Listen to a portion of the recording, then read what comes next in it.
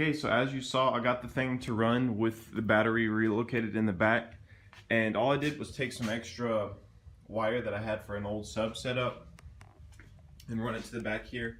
When I first put it in, I had like a little subwoofer fuse, and it's just like that big, and it was just like 30 amp, meant for a sub, and I didn't think about the fact that it would not be big enough to, you know, run the starter with.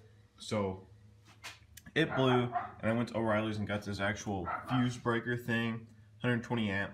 It starts the car no problem. And then the other thing was it needed a little bit of gas to get started because it hasn't been run much yet. And I went ahead and did something that I've been needing to do anyways, which is fab up this bracket that will hold this this throttle assembly to the throttle body.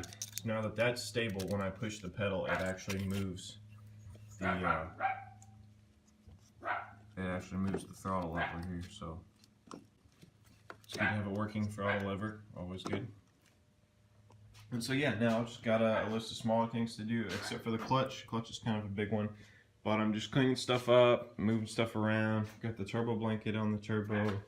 The air intake temperature sensor, the plug looks like this, and on the old setup it was on the number 5 cylinder, but for this setup I needed to extend the wires, so those are these up here, and they're going to come over here and plug into the new MAF, which will be in the fender over here, but that won't actually be till I'm getting it tuned. But I'm just moving the wires over there so it's really easy to set up when I do get there.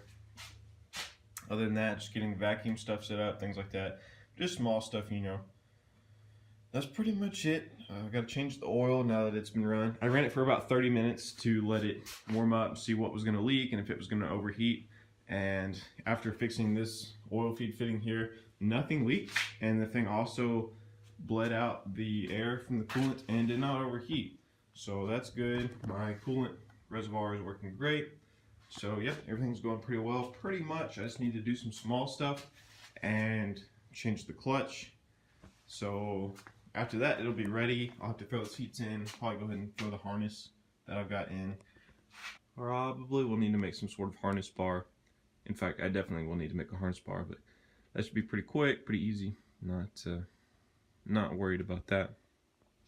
I'm just get some stuff cleaned up, so that's what I'm working on. Need to clean the shop up a bit too.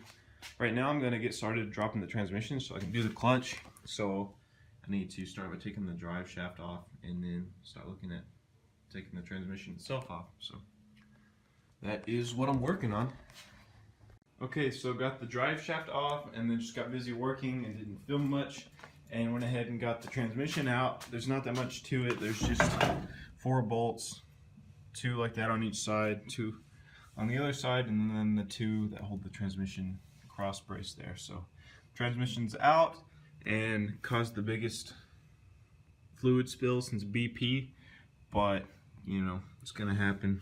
I don't have a plug for the back here, and I thought I could just wing it and not spill, and that didn't happen. So that's just the motivation to change the transmission fluid, like I should be doing anyway, so not a big deal.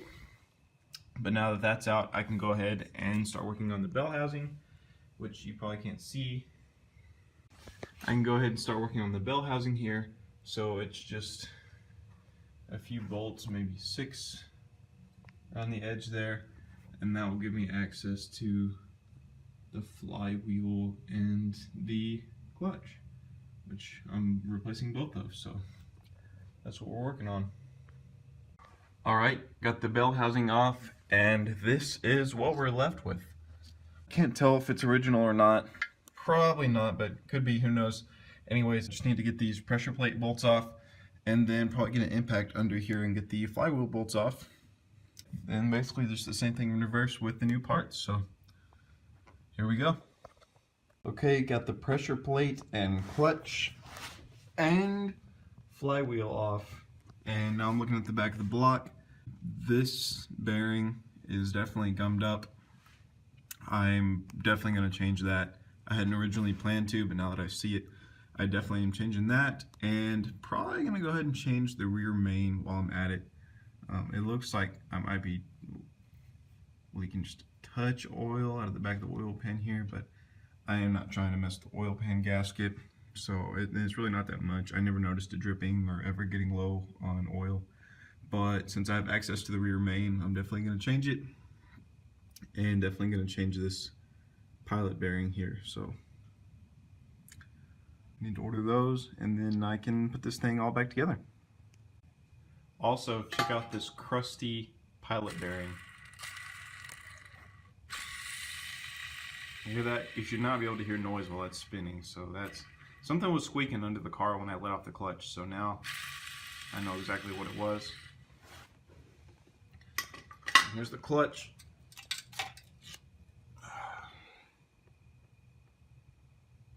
No idea if it's stock or not. Probably not. To be honest, I don't know just a whole lot about when clutches are worn, but I know how it felt in the car, and with the stock engine, it was starting to slip a little bit when I did a wide open throttle pull. So it was about to get replaced anyways, so I'm glad that that this is all happening at the same time. Pressure plate.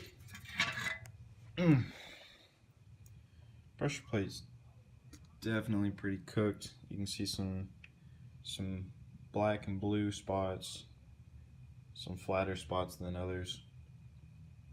It definitely was time to replace that. The fingers on it actually look good, so that's always good. But yeah, definitely time to replace that part. I got a new one. And then the flywheel. Put over here because I ran out of room. This is the most cooked thing of all. Look at that.